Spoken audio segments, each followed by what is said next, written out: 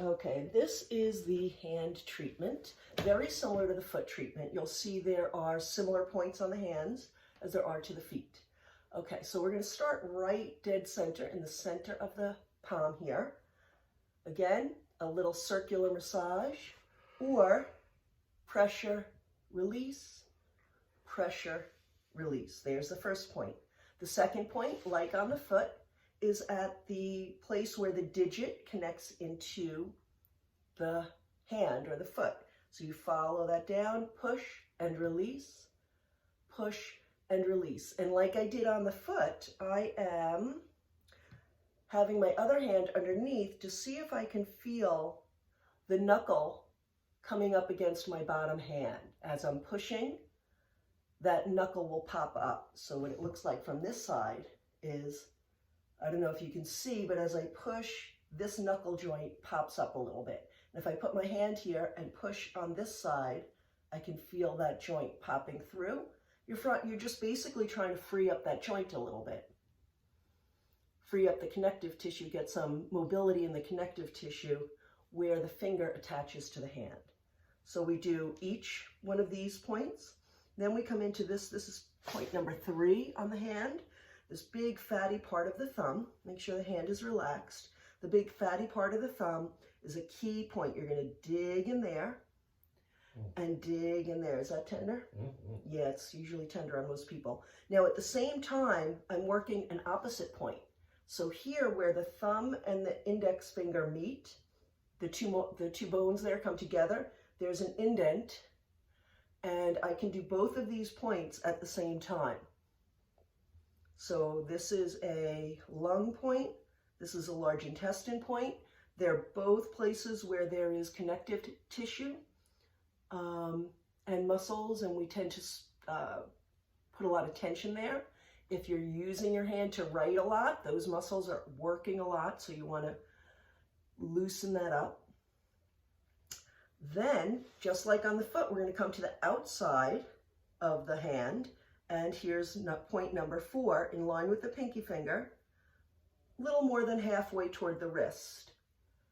Push and release, push and release. Next, we have this point here, right where the center of the palm is. You'll find there's a divot between this fatty area and this fatty area, right in the center of the bottom of the palm. Push and release, push and release. As we did with the foot now, we're going to do a couple of arcs across the four points where the fingers connect. A little drag in an arc position, an arc direction. Hopefully you can see how I'm doing that. And then along the heel of the hand, creating a little drag with good pressure from the thumb out to the pinky and from the pinky to the thumb. And then, like we did with the foot, I'm going to grab, and my fingers are going to end up in the spaces between the metatarsals on the front of the hand, and my thumb is going to be dragging along the thumb itself on this side and pull it off the edge of the finger. So we drag and pull, drag and pull, drag and pull, and then drag and pull. Then I go in the opposite direction. I'm going to go from, just like we did on the foot, from the point where the finger meets the hand, and I'm going to, with good pressure, go from there to this point in the center of the heel of the hand. I do that twice in each line. So I'm drawing a line from here to the center twice. And you could also, if you wanted to, do it from the fingertip all the way down.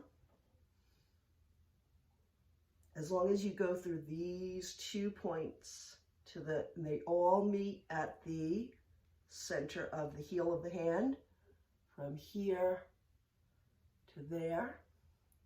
I do that twice on each finger to get the connective tissue stretching and moving in the right direction.